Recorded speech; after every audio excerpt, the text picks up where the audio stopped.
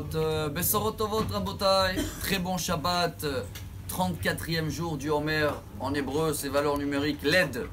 LED c'est une bonne lumière, j'espère qu'on va être plutôt comme le LED, ça veut dire quoi? Éclairer mieux, mais consommer moins d'énergie sur le compte des autres.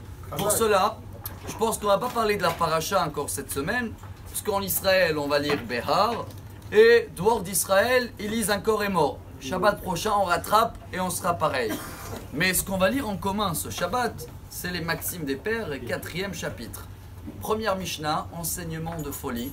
Ben Zoma Omer, Ezeu Chacham, qui est le sage, Halomed Mikol Adam, celui-là qui apprend de tout le monde. Qui est le Gibor, Ezeu Gibor, c'est qui celui-là qui a de la force?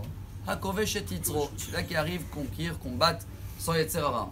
Et le dernier, Ezeu Ashir, tout le monde le connaît, qui est le riche, Samer Bechelko, celui-là qui est content de ce qu'il a. Je ne comprends pas pourquoi pas être beaucoup plus simple. Qui est le sage? C'est celui-là que tu le mets dans la salle, il a une intelligence supérieure. Qui est le riche? Eh ben celui-là qui a plein d'argent. Qui est le fort? Eh ben celui-là qui arrive à gagner tout le monde et il a une masse de muscles, etc.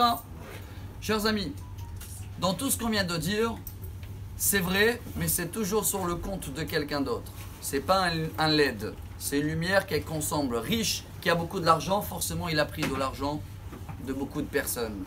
Quelqu'un qui a pu gagner quelqu'un, donc il est plus fort par rapport à lui. Ça ne veut pas dire que lui-même, tout seul, il est fort. Pareil le riche, il est riche parce que les autres ils ont moins que lui. Donc lui il a plus, et ben il est riche. C'est pareil pour la sagesse, Rabotai. Tu le mets dans une salle, par rapport à les autres, il est plus intelligent. Le message qu'il veut nous apprendre, Ben Zoma, le Tana il y a 2000 ans, est magnifique. Même quand on est seul, on a un travail à faire avec nous-mêmes, oublier les gens qui sont autour de nous. Pour cela, il dit le Rav Dessler quelque chose de très beau. Vous savez que si on était seul sur un île, chacun de nous, il était sûr qu'il est parfait. Parce que, qu'est-ce qui nous rend aujourd'hui imparfaits? J'espère qu'ici on est tous d'accord qu'on est imparfait, sinon le cours, il n'est pas adressé à les gens parfaits. Qu'est-ce qui fait chez nous les défauts? Les qualités des gens autour de nous fait chez nous un défaut. Mais si on était seul, on n'aurait jamais vu des défauts chez nous. Mais attendez, il explique comme ça, un des plus grands philosophes, psychologues dans la pensée juive, le Rav Dessler. Malgré que je vois en face de moi des qualités qui font des défauts chez moi, je ne vais jamais les réparer. Vous savez pourquoi? Notre nature, elle dit la Torah dans Parashat Bereshit, Yetzer Lev Adam Ra Mine Orav. Quand je vois une qualité chez quelqu'un, je vais chercher le défaut. Je vais le trouver. Ça va faire équivalent, comme ça on dit équilibre. Équilibre. Et alors ça fait un équilibre, et bien jamais je vais avancer. Et bien qu'est-ce qu'il a fait Hachem?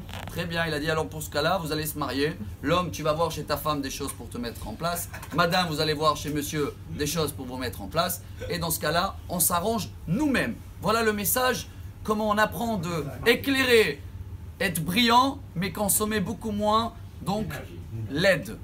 Bonne journée, Shabbat Shalom et des bonnes nouvelles. Amar Rabbi Elazar.